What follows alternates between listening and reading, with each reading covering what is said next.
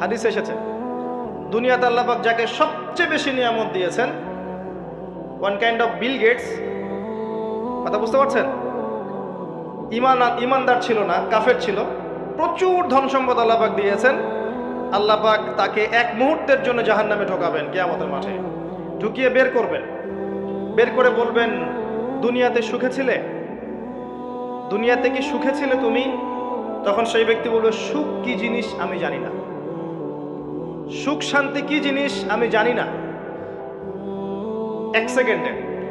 এরপরে পৃথিবীতে সবচেয়ে কষ্টে যে ব্যক্তি ছিল, ধরে নেন আজকে সিরিয়ার মাজলুমদের মতো কেউ, বা প্যালেস্টাইনের মাজলুমদের মতো কেউ, বা আপনাদের এখানেও অনেক মাজলুম আছেন, পৃথিবীর বিভিন্ন জায়গায় এখন মাজলুমদের সংখ্যাই বেশি।